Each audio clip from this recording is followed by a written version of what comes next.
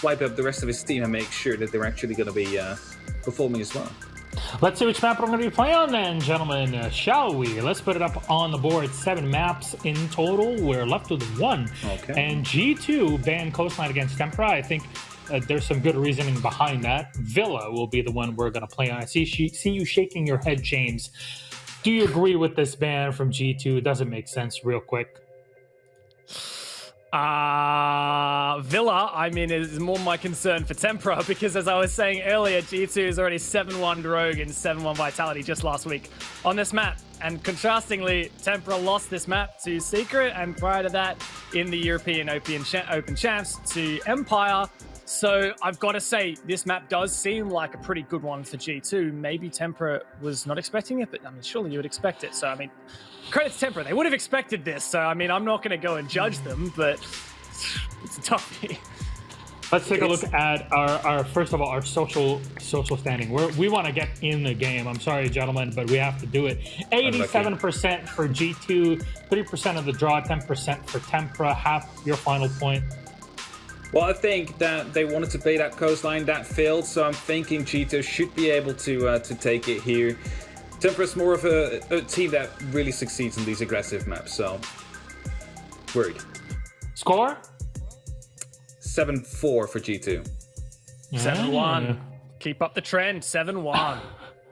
Okay, well, actually, Hap, you'll get some more time to talk about things because we're just waiting to get that game into order. So please go ahead. All right, so I'm just going to go back a bit to the map bans. They banned out Team Park, which is logical after you lose 7-1 to that. Yeah. And historically seen, G2 is also a very good team on a map like Coastline, right? So it's also the best map of Tempra, so they might have expected it to possibly go through. I think that would be the reason behind it. For G2. Yeah, I mean, like, the thing is, G2 also realizes that in Challenger League, Coastline was the best map of Tempra, right? So, of course, it's going to be banned out, especially seeing how confident they are on Villa. Like, the main question mark here, I mean, admittedly, I don't know Tempra as well as I know G2, but, like, Cafe, Clubhouse, Theme Park banned out. Like, Theme Park was their final ban. They've got to expect here that G2 was going to leave Villa, and especially when, like, Tempra had the choice of those 3 maps, Villa, Coastline, and Theme Park. Of course they want Coastline, right? Yeah, it makes sense, right? No way G2 is going to give that to them. No way at all G2 is going to give that to them. Not when they've been so stellar on Villa. And when you have 2 7-1s against Vitality and Rogue, how much of the strat book do you reckon you've had to dig into for those games? Not very much. 7-1, you don't have to go through your strats. So, yeah, I'm definitely favoring G2 here. But again, like, Tempra know what they're doing. They've scrimmed Villa, whatever. Like, I'm not privy to their communication, so I trust them, and I'm glad that they've stuck to their guns here. It's just going to be tough. Yeah, this is the moment. We mentioned this last Playday, right? We started off with it today. Like, you want Tempra to really step up and show what they've got, right? They beat Secret, they beat VP, so they have something really to show us. Even though they're middle of the pack in the French nationals that don't usually get to talk about. You guys mentioned GSA though, so yeah, all of these things, they do matter. But when you're thrust into so many games, you have all of that preparation. It's pretty tough to prepare yourself as well against G2. One thing that Tempra does have that G2 might not have as much is that, yeah, you can look into a lot of G2's games that they have, but also you guys were talking about all the map bans ahead of time. You know which 3 maps you're going to ban, right? Like, you could kind of narrow it down deeper and deeper to the ones that you're probably going to play, right? Yeah. For sure, and like Tempra very much targeting with their bans, like they would have known it's going to come down to like, Villa at the end there. If that's not one of their intended bans, and they know how G2 is good on it, and G2 hasn't banned it so far in the league at all. So yeah, there you go, we get the bans once again. So for Tempra, if we do dig into their bans a little bit, right? Cafe, Club, Theme Park. So, I mean, that's exactly the bans that they did against Secret. It's almost exactly the bans that they did against Na'Vi. Technical maps. They don't like them. They like to be aggressive. I would put Villa under that category as well. Yes, it's still technical, but there's a lot more roaming potential. Villa for it. You're leaving Coast and Villa for it, right? On purpose. You want to go for it. Now, Tempra has been okay on Villa, I must say, in the past, due to the fact there's a lot of roaming and flank potential. Like, you have those 3 staircases and the basement. So you might see that being utilized right here. I really think that They should be capable of getting some rounds in against G2 and Villa, maybe even take a win. I don't deem it likely that they will win, but there's definitely an opportunity there. Okay, you know what? We didn't have a Thatcher ban in the last game, right? We usually see him removed.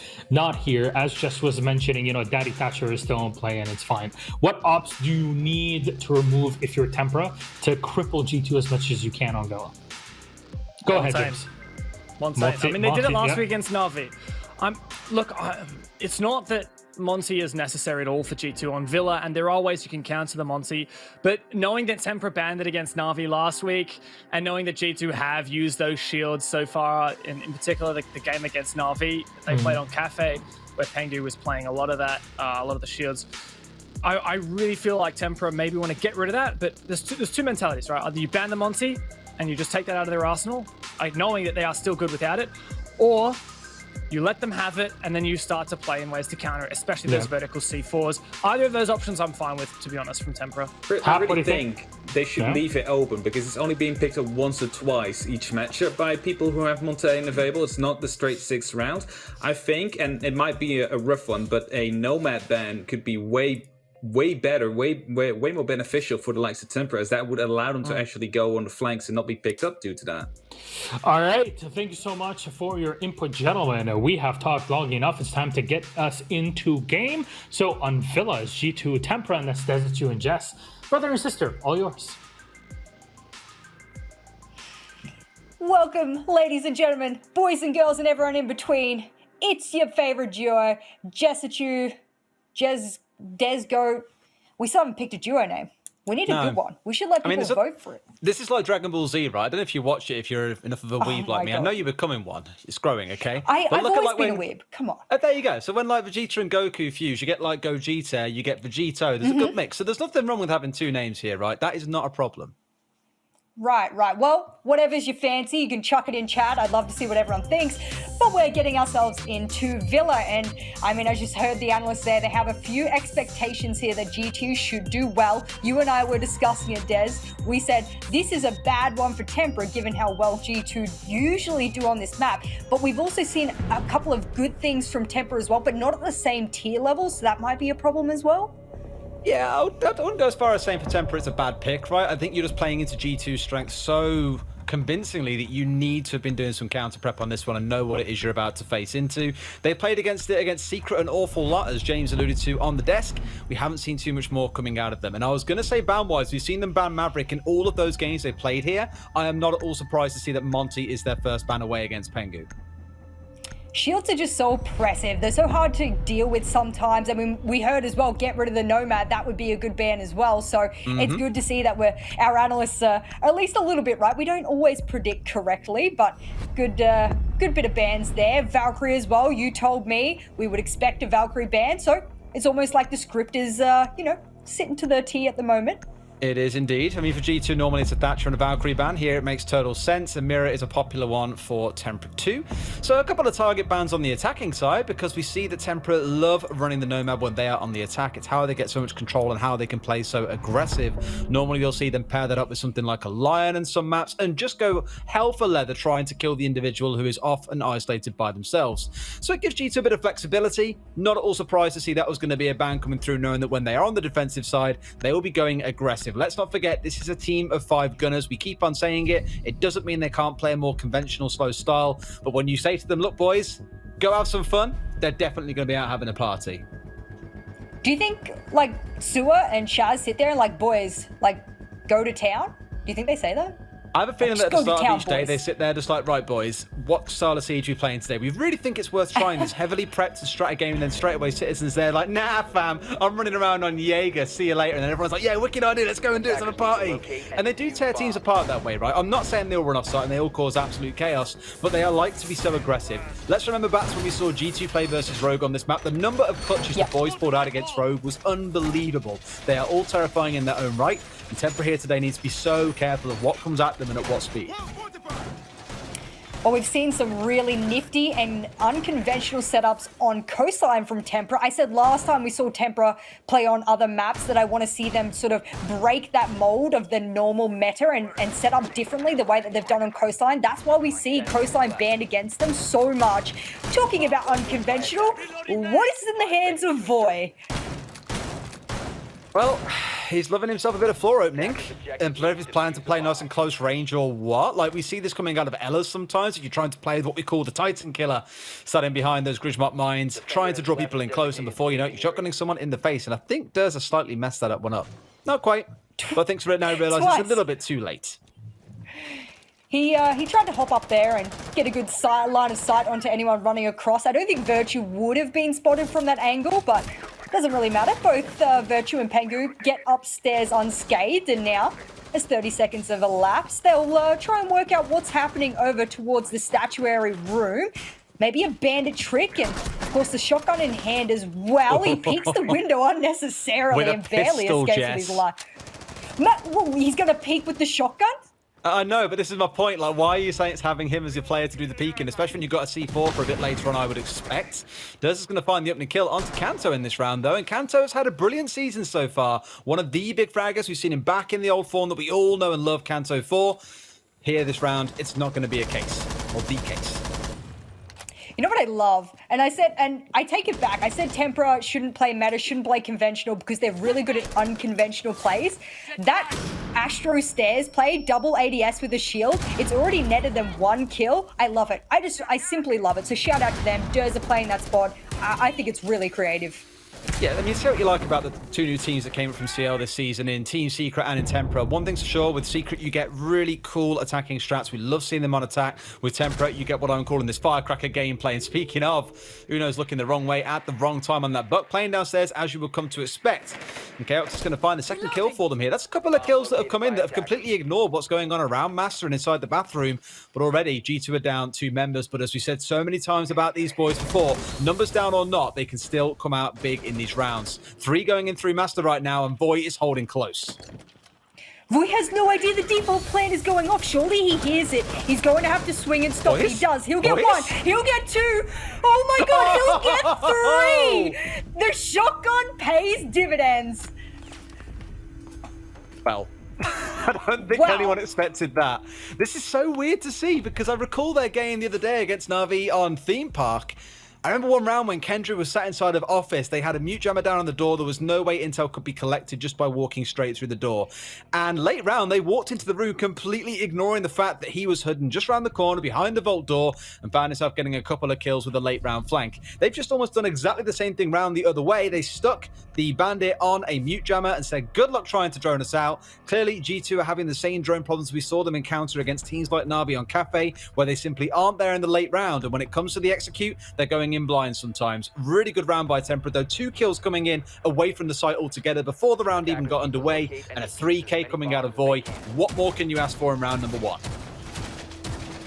I just want to point something out here. Something very simple, right? And I feel like everyone is sick of hearing it come from me, which is fair enough. No Thatcher ban.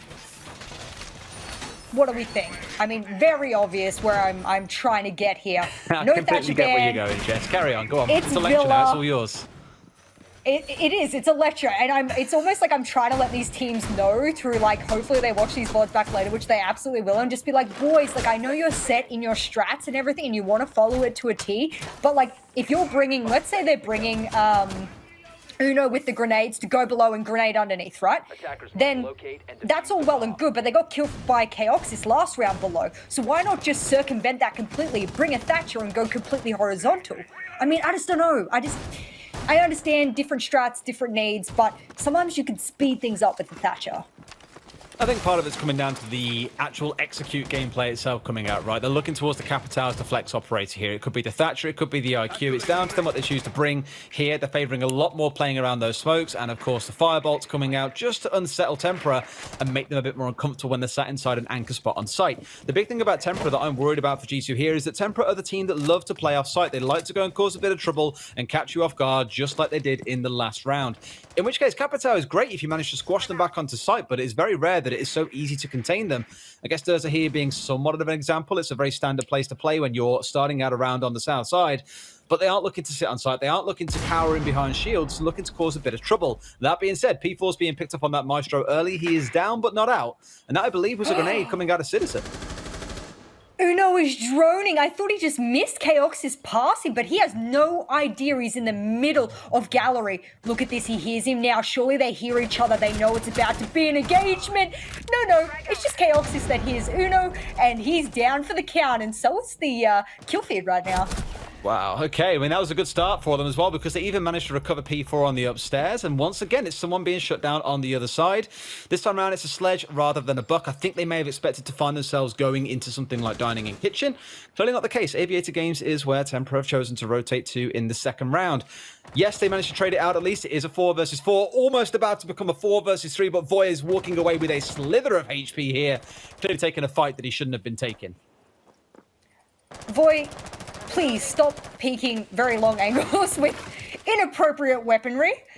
I'm sure he's learned his lesson by now. He has the TCSG, so if he gets one headshot, I mean, if he connects onto someone's head, sure, he'll get the down, he'll get the kill.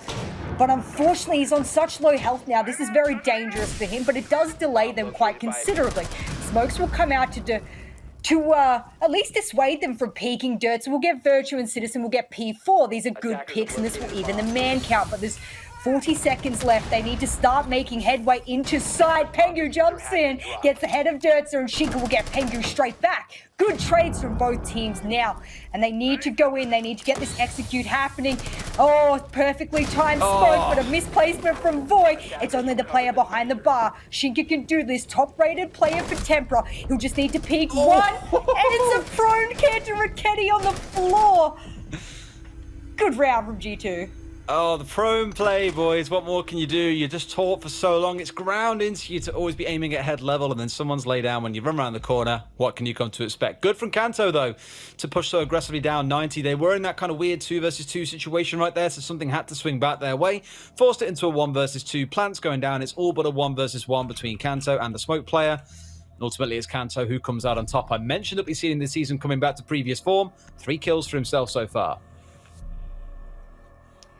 Well, it's a good start for both teams. They both got 1 round apiece, and as we move into round 3, they'll decide to go dining room and kitchen. And, well, it's not a bad sight, especially if you do a top floor hold. And we've seen a lot of teams do a really good top floor hold. However, I expect G2 will know exactly how to clear that. And if they don't, they'll have surely another plan up their sleeve. But I think Tempra, given their current setup, I've been pretty happy with their current setup. I wouldn't say that I feel that G2 are getting away with too much. I think Tempra's putting up the right kind of defensive strategy right now for a team like G2. And I'm also have a sneaky suspicion. I hope someone from Tempra lets me know later. Some of the bandits were placed in quite odd places because I think they're counter-stratting G2. I think they were happy to go to Villa or Coastline because they put bandit charges, at least in Aviator, towards the 90 window because they know that guys like Pengu always repel 90 window and open up both Vault and the long angle onto Bar. So that's a good one to think about. And it's the one thing we said when we first got the throw from the analysts, right? Is that ultimately they're in a spot where they've been able to see G2 play on this map already this season. They have a lot they can take away. There's a lot to learn from and study. Normally, as silly as it sounds, you might see that reserved for the Mondays. After the weekend, you've had more time, 3 or 4 days to look into it. And Wednesday, maybe you haven't quite had enough time to prep for. But in Tempra's mind, maybe this was the game. They said, you know what? G2 are going down in much the same way Rogue said about BDS, and maybe the counter prep is a big part of this. Quite interesting setup coming out of the castle, mind you, here just trying to make sure that things are going to slow down for the side of G2. I want to make sure, or at least on Tempra's side, I want to ensure, at least for them here, they're in a spot where they can still play this roam game that has worked so well for them so far. Round number 1, it was 2 kills for 3. The next round, it was a couple of trades coming in that led to a 3 versus 3. Sadly, Kanto was just better, and he managed to close the round out, but I do like what I've seen from Tempra so far. Well, some good verticality here from Chaoxes. He's in a really prime position to be able to assist his teammates in stopping this living room push. They'll decide to open up some lines of sight over towards living room and kitchen. I'm not sure whether or not that will enable them to see any defenders. I don't think anyone's really nearby. Most of the Tempra players playing on site.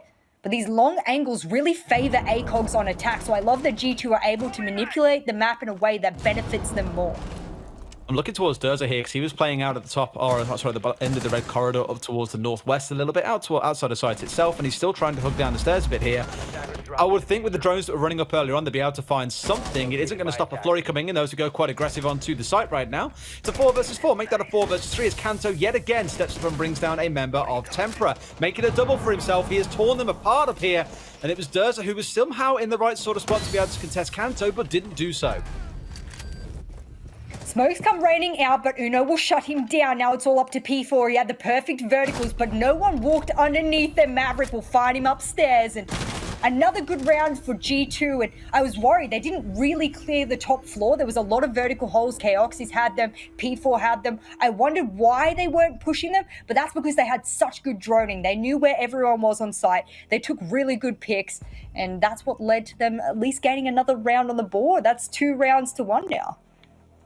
It is. It's looking a lot better after that first round where maybe they were surprised by what the other side were bringing against them. I guess if you're in G2's shoes here, yes, you can look back at CL. Yes, you can extract a bit of detail from that, but you don't have tons on Tempra in the same way that they have dirt on you here in this game. But as said, I'm happy with how both sides are playing. I don't think it's going to be a whitewash either way or one way or the other. Both sides are competing. It sounds like a kind of obvious thing to say, but it doesn't feel like a game where one team should be able to run away with this unless, of course, G2 show, round 1, total fluke. We can carry on doing what we've been doing so far and do it damn well.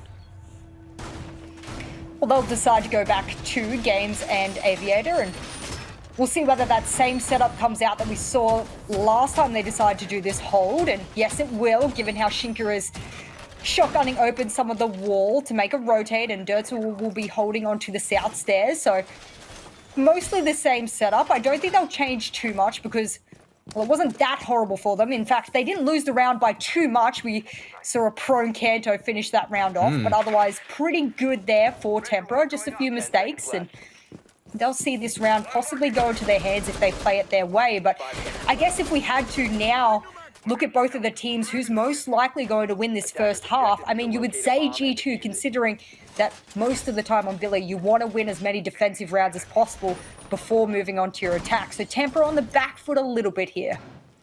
You raise a very interesting point there as well, Jess. An interesting stat for you. In the rounds that we have seen G2 play on this map, it has always started on attack, and they have taken 9 of those 12 attacking rounds. This is a team that knows how to deal with attacks on Villa and tends to do it at quite a pace as well. So it's definitely Tempra feeling a bit stretched here. They are going to be challenged, but you would come to expect so from one of the best teams in the world. Somewhat surprised here that Tempra opted to start back down inside Aviator rather than going back towards Trophy. That is where they had some early success. Speaking of success, Citizen, not seeing an awful lot of in this round. He is down, back up on 5 HP, thanks to that withstand coming out of the Zofia. Not super ideal, but it's going to be a team kill. Talk about coming back from the grave and being a zombie and bringing down your own teammates here. Not ideal. And Durza is doing so much work, he gets Virtue down as well. They have ended this round before it's even started, or maybe you'd argue Citizen has ended this round before it's even started. This has killed their best fragger. This is going to be so tough for them. There goes the finish. It's a double kill coming out for Tempra. It's a 5 versus 2 for Durza, sorry. It's a 5 versus 2 for Tempra. Okay. That's pace, boys. I mean, Durza almost got pretty much a 3K on his own there. I understand one of them was a team kill, and it's not G2 if it's not a team kill, of course, but wow. Whoa. Durza did a great... We're not speaking about Corey here. Calm down. Whoa, yeah, no, you're right. I'm speaking about the wrong player here, but wow, what a good job. The Jaeger, the Bandit, Durza must be feeling absolutely wrapped with himself after that round, and if I'm Uno right now, I'm feeling so much pressure. He's got a shotgun as a primary as well. Well, I guess it helps for a bit of destruction work, and I guess it's actually, I've only just really realised this, and call me stupid, but bringing the shotgun along as your primary here basically makes you into a buck, right? Not fully in the same capacity, but you can do the same transformation work. Maybe you haven't got the same capability in gunfights that a buck might have. I don't know. SMG is a gun I don't like, but I completely appreciate when players like Playday step up with it. They say, oh, there's no difference. It's a gun, it shoots bullets, people die when they're on the other end of it. Nothing else really needs to be said. And as demonstrated by Uno, a lot of pro players can use it very, very well. That's 2 kills for him in this round, but there is still a lot of work to do. We're only down to about 35 seconds here, and he's only got a third of his HP bar left. I think we generally know which way this round should go, Jess. Yeah, I would be very surprised if he lives throughout the next 10 seconds. Another smoke bait rains out, but he'll move through it. And there's the study presence of P4. He'll shut him down eventually, and that is a demoralizing round for G2. A little bit of a tilt must set in when the TK comes in. That's okay, you can reset mentally, but then you lose out to Dirtsa time and time again on the same window. Damn. I mean, a player pushing so aggressively like that into Master on the defensive side is kind of unheard of. It is very, very risky to go charging at a window when you have a window to the south. You obviously have the one on the east wall, and potentially the risk of the attackers also being inside of the closet. So with 3 angles potentially threatening you, it's never a pretty push to make. But Durza said, you know what, I've spotted the miscommunication, the issues that are going on here. I want to capitalize, and did so incredibly well. Back up to trophy and statuary. This was the only other time we have seen Tempra win a site, and arguably it was pretty convincing back in round 1. 2 free kills at the very start, and then winning the subsequent 5 versus 3. Attackers need to locate and defuse as many bombs as they can. Well, we'll see whether or not Tempra could do an excellent hold. We saw last time, and I believe it was Dirtsa on the Astro stairs with the Wamai, so he's going to repeat that. We'll see whether or not G2 have read into that well. They don't castle the Astro window, so if they wanted, they could try and, even from the ground floor, throw some flashes through on an angle, cook those ADSs, and then even just lob a grenade in and have someone jump in from bike window and hold the rotate out. I mean, I know that's quite a lot to invest into one player, but Astro stairs can be such an important area, and you see them setting up for that hold again. And so it'd be good if they could get control of that, because that would weaken Tempra's defense considerably. Now, how desperate are you to see G2 walk into the same death trap again? Last time round, it was the Bandit holding on the doorway. He's got the shotgun in hand once again. On massive doorway, if you remembers, where he found that 3K at the round end. This time around, it's actually Tempra committing a little bit down towards the south side with the mute playing down here. I imagine a couple of jammers are down there, because heaven knows we saw a couple of reinforcements being put down there as well. So they were just trying to waste time on the side of G2 here and force them into some unfavorable gunfights, the best way I can probably describe it. We've seen G2 be punished by the lack of droning previously. No doubt looking for the same here. Once again, it's Chaos. It's joining him on the roam down to the south. There's us here too. What a grenade out of Citizen, though. They were ready this time round, Jess. They had a drone hidden in one of the pot plants. That's what really gave away P4's position. He's probably wondering, how did he know? Well, it's just one of those pre-placed drones that worked ever so well. Now, they're also scared of someone else below, and it's Voy on the shotgun. It's almost like he's running the recruit M870. Remember those days where you just rush in, 5-man recruit? Well, he can do that on the Bandit instead. And if you're Uno right now, you're feeling absolutely gutted, because not only did you TK last round, but you go down to an M870 this round. Uno fortunately didn't TK last round. It was Citizen, wasn't it? Was it? That TK'd Uno? No. Uno was the last alive. You're right. I take it back. And Citizen TK'd someone. Maybe it's because they're all fraggers. I just get them all mixed up. They're all fraggers. They all look the same to me. God damn it. They're all just called G2 in my mind. That's the way they're looking at it. But I like, at least in this round, Tempra have kind of adapted a little bit. I think what they must have done is identify that the drones weren't being set up inside of Master and think, okay, they're focusing on the south. We've seen a couple of pre-placed drones going down, clearly missing the one inside the plant pot, and put their defense down towards the south to deal with G2 being down there. G2 have done here what we saw the Rogue do against G2 last time round. About 90 seconds in, they've said, you know what, guys? Forget about the south. It's quite risky to push through. We're facing up against mute jammers. Let's rotate ourselves up towards Master and basically start this round again. My biggest fear here is you're now choking yourself on time. They've got 60 seconds left and are only just getting the drones in on the north side and still have to deal with some of these mute jammers. Well, Voy's decided that he will feature below with the C4 and even a shotgun. I mean, if you know the exact spot vertically of the default plant where G2 likes to plant, then you could be just as dangerous with that shotgun. Chaos is zooming in. Double headshot. Not again. Oh, God. Shut down from Pengu finally, but it's only up to Kanto and Pengu. And God, G2 must be absolutely good. Can he see him? He wants to connect the shot. He just wants to make sure he's got this right. Pengu will get one, goes to the default C4. Misses it. Oh no, it's all up to the shotgun of Voy. Can he do it? Plant's going down. Oh, pain. Can you find one around the corner? No. One playing in closet, one inside Master. Should be in a spot that you can see him through the gap. There we go. Kanto picks up that final one. I liked the setup out of Voy. They were kind of aware. They knew exactly where the plant was going to go. They know that Pengu now, 2 rounds on this site, has gone for that plant next between the statue and between the bomb itself. Just couldn't find anything off the back of it. Unfortunate. I like the intentions coming out there at the very least from Voy, just not quite the right execution. That does put G2 up at 3-2 on the attacking side. So not quite maintaining the 75% win rate they had on attack here on Villa this season. but I'd say things are looking pretty good. To take 3 attacking rounds on Villa, definitely not an easy feat. Yeah, I would have liked to have seen where that C4 had been placed instead of that default statue planned. I know we missed out on that one, and maybe I can go back in the VOD in the future and just have a little look to see if I can see the explosion radius, but unfortunately, a bit of a misplay there. You're right, they should know exactly where that default plant spot is, and unfortunately a couple of unnecessary peeks from his teammates, and Voy was left all alone, but they'll try it again, and I'm sure they'll do exactly the same thing because they're close. They're so close to be getting this right. They're just missing a few key ingredients, I think. I do like how it's showing the strength of G2 here, where they're in a spot now where in a couple of rounds they've been man down, they've lost themselves a couple of early members outside of the car crash that was round 4 with the team kills and the Durza double kill inside of Master. Everything has gone their way, even when they've turned around and been down on numbers. That round there, let's not forget, it was Chaoxus getting that double kill coming into Master Bedroom from the same spot that we saw Void do it from back in round number 1. I thought they'd have it covered. I thought they'd have something on the go there, at least being aware of what was going on. Managed to find the kills, and they still managed to turn things around, even with Void playing downstairs. So it's a very G2S thing, right? Turn the unwinnable into a winnable. 3-2, going in again to trophy and statue. Let's see if they make it third time lucky and do the same mistake around Master Bedroom again.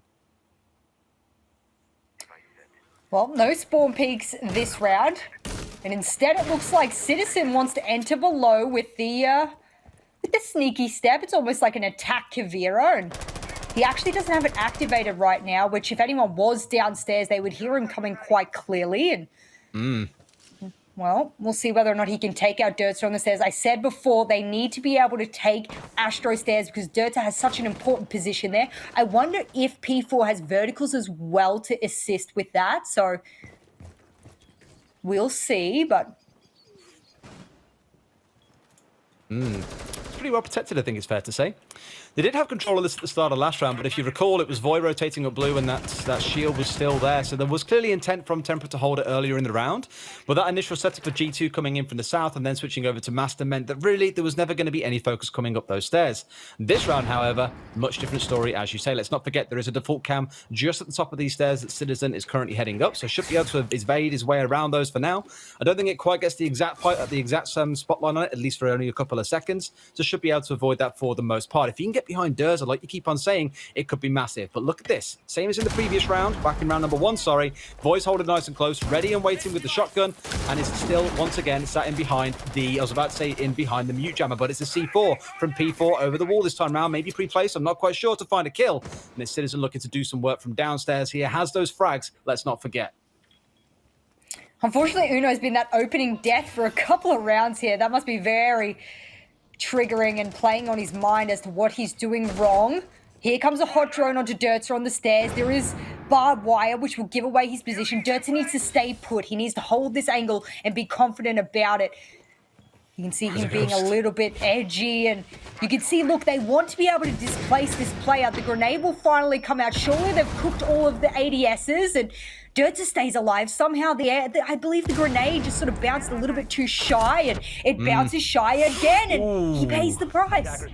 That was a lot of time for Citizen to spend down on those stairways as well. 2.5 minutes elapsed, and clearly nothing to show for it. Into a spot where it's 1 versus 5. Oh, God almighty. It's Voy again with the shotgun, joined by P4. Clearly, these boys absolutely love having themselves a setup here with these shotguns. A good question to come in. Did you ADS trick the nades? Answer, absolutely not. Just a little bit short on the grenades, as we saw from our end, of course. Yeah, unfortunately, Uno won't be aware of the fact that they didn't quite hit their mark. It didn't even go past the 90-degree point, and painting is basically a riot shield.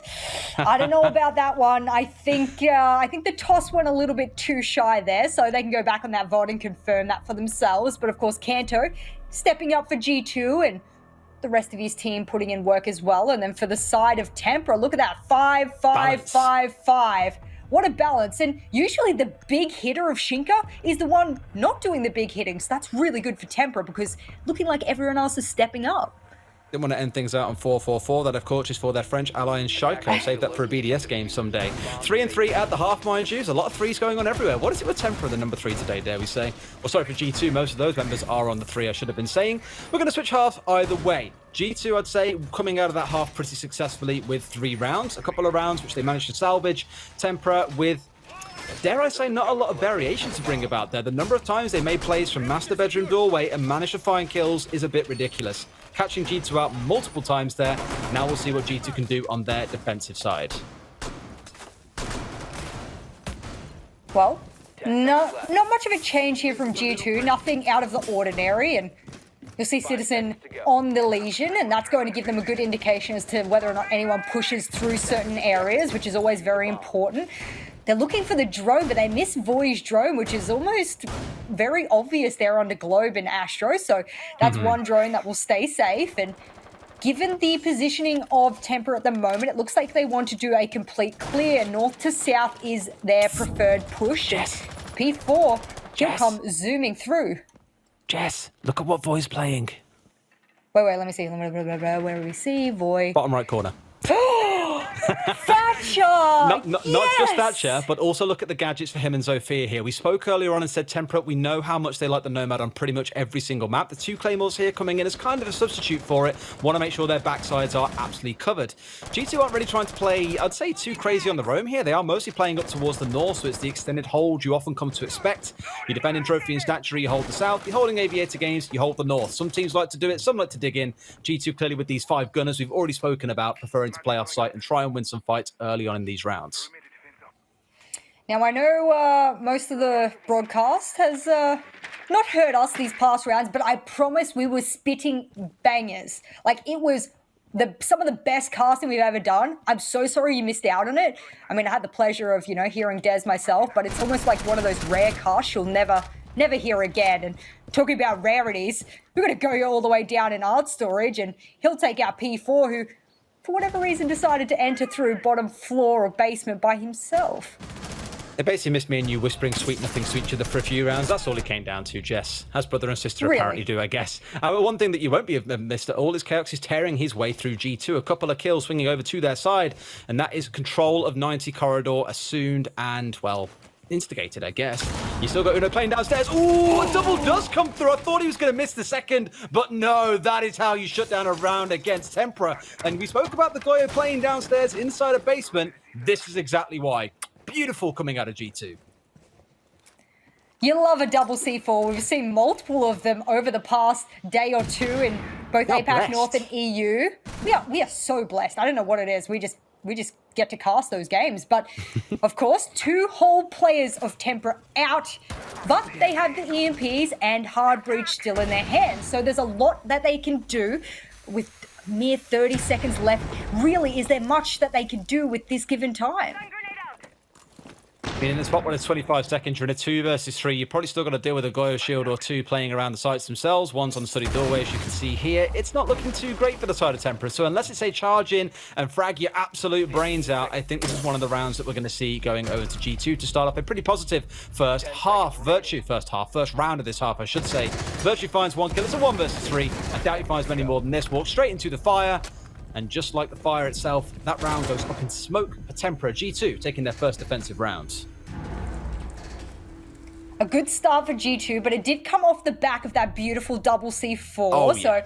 So we've got to say that Uno redeemed himself. He'd been the opening death a couple of times on attack, and then he's come on to defense and gone, I'm sick of this. I need Chaoxes. I need Void to just stop.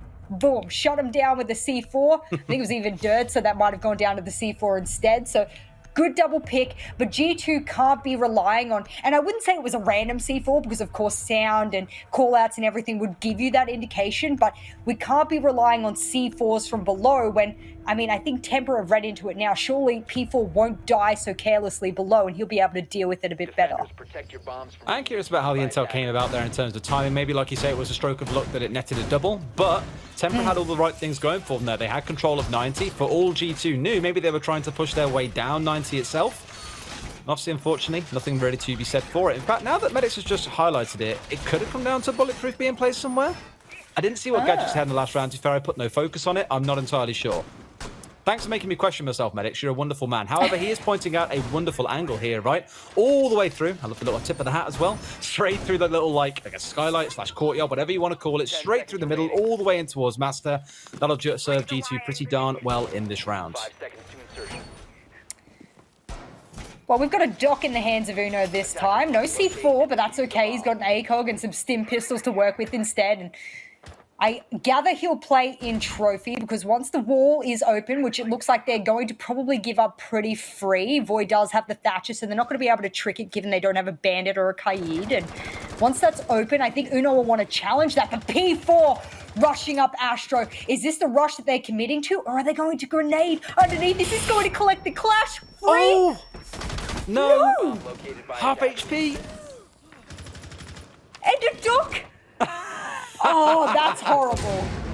Oh, that's got a sting. Being like, man, I definitely hit him because I saw him appear in the hole that I opened up and he wasn't dead and now he's back at full HP. How is this fair? Either way, it's something you got to work with. It's a 4 versus 5. Void's going to pick up Pengu in the opening of this round. It is the Clash gone. So that issue they had a second ago, it's a distant memory. It's eviscerated. It's off the field. Clash is not a problem anymore. Usually Pengu is very confident with the shields, but not this time. A concussion comes zooming in and knocks his shield back so that Void can confirm that. And now it's up to the 4 other members of G2 to stave off the attack, but it was very quick. P4 zoom on in. He'll get 1, he'll get 2. It's all happening so quickly. It's up to Citizen. He's on the Owler and he just can't do it.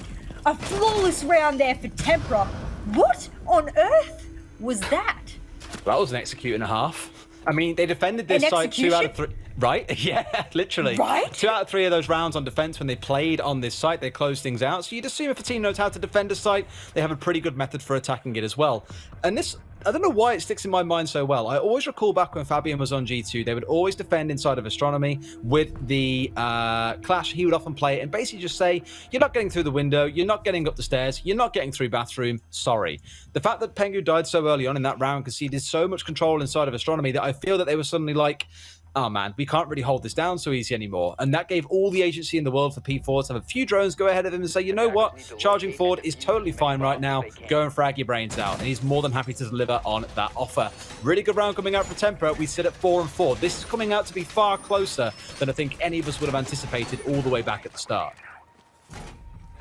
Well, this time Virtue said, guys, we need armor instead of dock stims. I'm not sure what the choice was around that, whether or not it was the secondary gadget. Of course, he's going to have the proximity alarm, so I think that that's going to go onto Astro stairs. And given Rook is the only one out of the 2 ACOG players who is able to harness that. But no, instead they want it top red and bedroom window, and that's okay. That will give them a good indication if they push there or not, but bit of an interesting change there. I wonder if it just comes down to the gadget here. Now, a lot of people, there's been a bit of debate around this. I think I've asked it a couple of times on Twitter as well. Bandit wires, sorry, bandit wires, barbed wires. I'm still clearly got in my head all those years ago when he had far too many barbed wires. Barbed wires or proximity alarms. And some people were saying, well, it's a hard choice. You generally say barb, it slows them down a little bit. It's a very good rustle when they go charging over those. You have to destroy them in a way of getting right up close to them to get rid.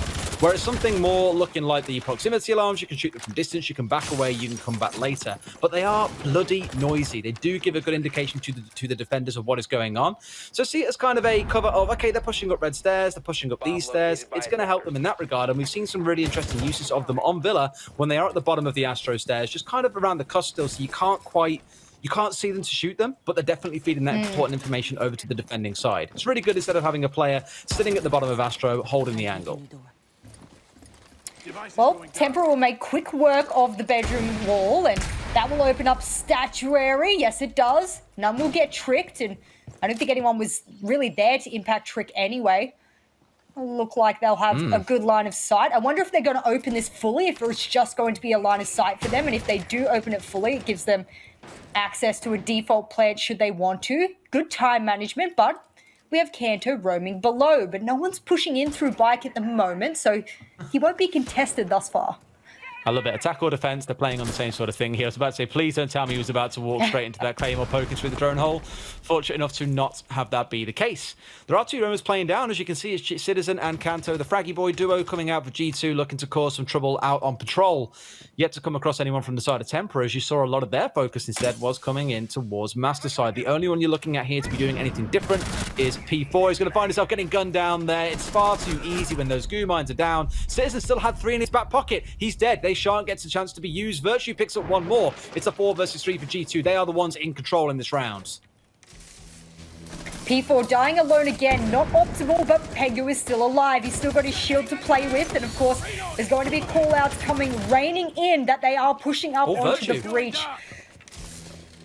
Virtue is down from somewhere. It may have been across the site shot, and they're going to Thatcher his shield. Kanto should be able to pick up Virtue. Shinga has the diffuser over in bathroom, not the optimal place for the diffuser, and now the last smoke should rain out. Shouldn't be any more left, and no, there's not. They'll flash over into Pengu, but he's got the optimal weapon for this engagement. He has the shotgun. He'll evade all the flashes. Another flash come raining through. It's a dance back and forth. He's going to have to go up against two players. Do they know he's proning here? 15 seconds left. If they can get this frag. Yes, they will. He'll miss his shot. Shinka will trade. It's all up to Shinka now. Is he able to get the shield? No, he can't. This is absolutely fruitless. It's all over there for Tempra and what seemed like a very fast round that got dulled very quickly. Pengu and dominating teams on shield operators. Name a better duo. That was unbelievable how much time he was wasting. They'd done all the hard work to get the wall open, to start looking to push in through the master doorway, but nothing could come of it. And even when you think, okay, you know what, he's focusing here, let's go through bathroom instead. Nope, shotgun waiting down on the ground. Easy as anything for them to be able to close things out there. Really good round coming out of G2 again. I suppose I should say G2 and shields because sometimes it does change who's playing it. As we saw there, Pengu was the one with the shotgun. Don't know why I said that, but I did. 5 versus 4. 5-2-4, sorry. G2, couple of rounds. How about a right mare right here, aren't I? Christ. 5-4. We go down to Aviator and Gaines on towards the south side and going to see that Clash 6 picked away. Look, when you said 5 versus 4, I wondered if you were referencing one of the bottom fragging players from Tempra. Whether you were trying to say that like Shinka wasn't in the game, and I was like, that's real, right? Toxic. Me and you I like to be a jokey kind of person. You like to just be toxic for the sake of being toxic, but I'd never, ever sit here and look at a leaderboard and call someone out like that. Wow. Unless you were playing, in which case maybe. You know, one day when they have cast a show match or something to that effect, I cannot wait to spawn PQ so hard it disconnects you from the game. See what I mean? You are just living up to what I explained a second ago around being toxic. That was an uncalled for insult. It isn't all about you, Jesse. I was on about the players there.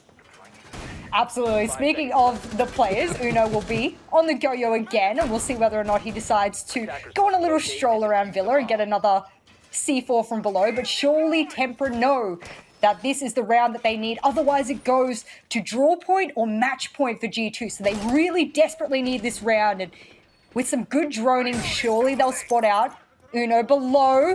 Surely they drone this. Surely they don't just peek in. Oh, it was a fake got away anyway. with it. It's okay. Yeah. So what you mean you spoke about perceived pressure when you're not actually looking to push through a window, just it being open means that Uno now has got to keep that, or keep his eyes on that, or at least be aware of the fact that someone might come pushing in. The thing is, he's on the downstairs, so can cause some trouble as we've seen previously. It looks like Tempra not putting too much stock in trying to deal with him right here. As you mentioned, I'd imagine they'll be at least somewhat conscious that last time on 90, he found a kill for free. So need to either deal with him or be careful how aggressively they're trying to push down 90 here without at least looking to figure out what's going on downstairs. Here comes a bit of a fight upstairs, mind you. Citizen comes out on top, but immediately traded away by P4. A wonder shot comes in onto Kanto on the other side. It's a 3 versus 3 as Uno collects Voy elsewhere on the map. 3 versus 3, and it's only 60 seconds into the round. Trade after trade after trade. Well done by G2 to even out the man count. And I didn't even see Uno's come rushing up Astro stairs to get the third trade there. That was great. Really well played there. And the fact that they didn't drone him out, we saw Chaoxis hit the window before he's dropped down. This will be yet another engagement. Surely he saw the back of him. He did. He's going to miss out on that kill, and that's okay because there's a minute and a half left. Hitting the halfway round mark now. They still have their hard breacher and Shinka, so there's a lot more they can do. P4 is in just under 50 HP, and if Chaoxis pushes in by himself, he's going up against the Vector, and in close range, that thing shreds. Bit of a lull. You see this quite a lot in some games. It's kind of a mad explosion at the start as the roamers clash with the other roamers is probably the best word, but the entries, I should say, on the other side. And then it comes down to the anchors that are left just kind of waiting and being like, right, let's pause. And the attackers get back on drones to find out what the next stage of the round is. I like it because it almost separates the round into two different parts. And this is where things become a bit more time pressures, time sensitive, should we say. At the very start, the clock is not even a concern. Now it starts to become everything. Only 45 seconds left, and the lower that goes, the more it becomes an advantage over to the side of G2. You got P4 trying to do some work on the downstairs. I'm not even sure they're aware that Pengu is holding on to the main stairs. They should be, as this is a very common spot when defending on this site. He's going to push himself up here, pushes him blind without even looking the right way. Sledgehammer going into the barbed wire and then looking to his left. Probably not quite what was anticipated.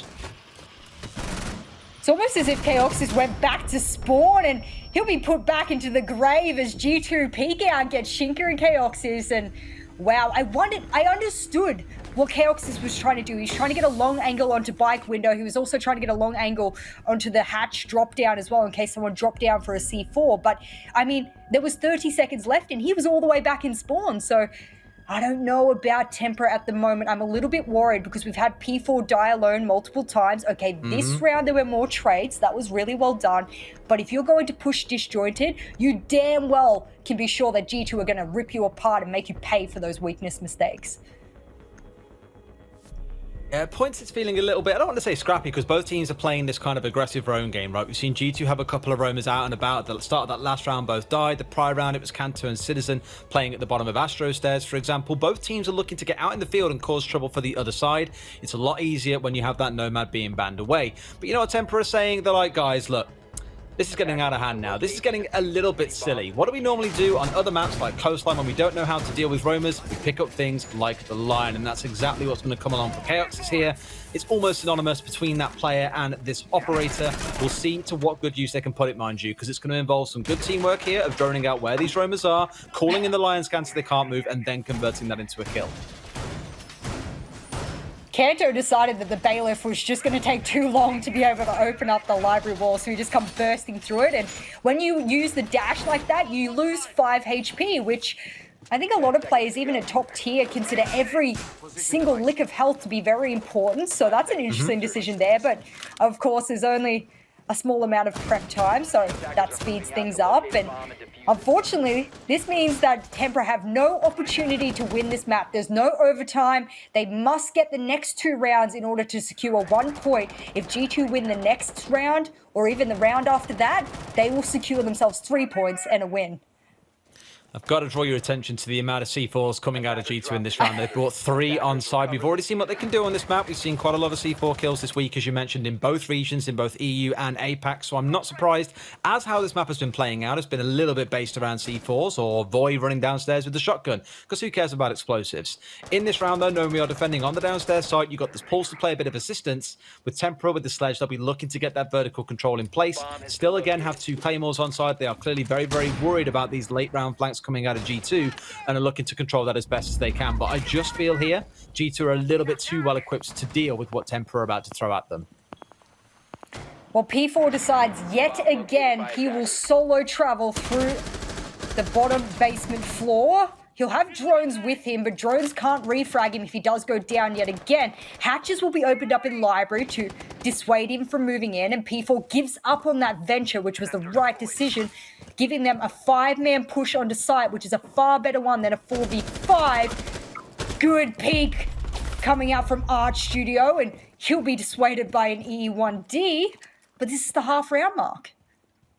I mean, Durs was very lucky to walk away with his life there. Only 10 HP remaining. Still hasn't even put down that Claymore yet. So a little bit of a slow start coming out, I think, for the attackers.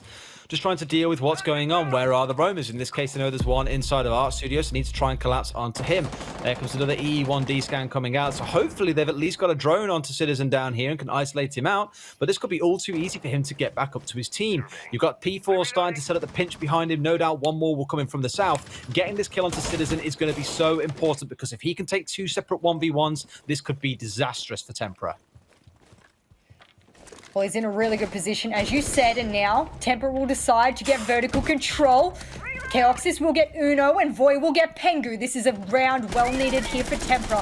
They're going to call it out, open up the door and allow them access back to site. They have the opportunity to move on in, and they do. Shinka will get the opening kill onto site and get the plant started off. It's up to Kanto and Citizen. Kanto will take a lot of his HP, and the plant will go down. And now, do they have the post-plant positioning here to be able to hold this off? If anyone can clutch it, is Citizen. He'll get one. He now needs to get 3 more. Chaosis will get Kanto, and now 1v3 with only 23 seconds as there's a 7-second defuse timer. Vertical control from Void. Surely they can't lose this. No way do they lose it. Absolutely they don't as well. That final bullet connecting with Citizen's head. Some say you can still hear the wind whistling through his head in that instance. 3 kills to them, well, 3 versus 1 it was at the very end. So a very, very controlled, composed round coming out of Tempra.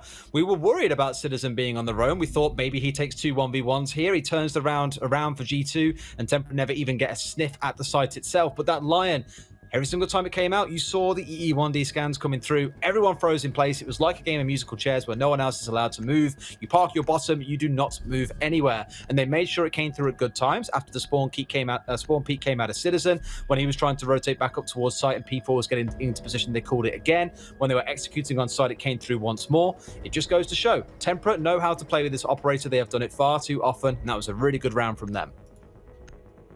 6th pick off the Thatcher onto the Capital. Very interesting, given that they've been using mute jammers on the wall, on statues specifically. They don't have it this time. Now they've got a bandit, and unfortunately Tempra did not bring the Thatcher. I don't think they'll get this wall open very easily at all, given that exact shield placement on the trophy wall shows me and absolutely confirms to me that they will bandit trick. That stops anyone coming up red platform and stopping Virtue bandit tricking. Oh, what a dire mistake in the round that they need to secure them a draw rather than a loss. That's huge. I'm also wondering here, just looking at it, what they're going to do about the vertical play. And yes, they're only some things up, mind you. And yes, there's only a single C4 on the side of G2. They have opted to bring along the 3 shields, which to me was kind of a, interesting. Citizen is really liking sticking to this Ella. I completely get the point here and playing on the smoke and on the bandit. But I think G2 are one of the only teams that really see mass value in bringing her along so often, because you can do what he's doing now, playing on this roam game, daring people to try and push him. And if you do, you're probably going to be working face first into one of those Grishmak mines. So I guess it's something, but I do question if maybe a Goyo here maybe would have helped out a bit more. Well, it's almost like Groundhog Day here with P4 yet again. Solo push below. This sledgehammer should surely give away his position. He didn't drone Citizen out because he's in quite a unorthodox position down below, and if the Ella of Citizen doesn't move up quickly, he'll miss his chance as P4 has made quick work over towards Astro Stairs. No one watching the vertical. Not again, G2. This can't happen. Another round where they're likely to be able to push all the way up in sight. And I actually think the 6th pick came out as Voy was expecting a clash. I mean, I don't blame them because that's exactly what we saw G2 run the last time on this site, and it took about 55 seconds to get a kill onto the Clash player in that instance to be able to bring him down and be able to actually push. What a great grenade coming out into Pengu. Doesn't matter if he isn't playing the Clash in this round, they're still going to find the kill. This is the point where they had control of Astronomy, and P4 went on an absolute tear, bringing down 3 members to help his team close out the round. He shouldn't be able to repeat the same thing again. Surely not. Citizen going to go for a bit of a pre-fire, and now P4 is all but aware that someone is trying to push up his backside. Citizen doesn't really even need to commit to stopping him. He just needs to give the perceived pressure that he is there, but he can peek at the right time. Trades back and forth, and it's up to Virtue and Cantor Ricchetti. It's almost like it's been Cantor Ricari at this point. He's going to have to do it. Virtue gets the head of Dirtza. This is for the win. They need to stop both of these players. Oh no, Virtue down below. He won't get picked up unless Canto drops. There's enough time for him to do it. Will it be a critically dangerous decision that he doesn't, and the player's going off where he can't deny it? In a spot to try and push in here, but it's simply not going to happen. It's all down to Kanto with such an amazing game today in a 1 versus 2 against Shinka and Boy. Going to try and find one. He's lying down, and Kanto's like, that's my trick. However, he wasn't used to that one. Shinka running in at the last second with the final kill. Tempra bring things back up to a draw, and what a game of Villa that was, Jess. Wow, I was so impressed by Tempra there. There was obviously a lot of countering there because, you know, things like bandit batteries, for example, in unorthodox positions. And the reason I say that is, I mean, you don't put them there unless you expect certain things from G2. So a draw coming out, this shows a lot here for Tempra.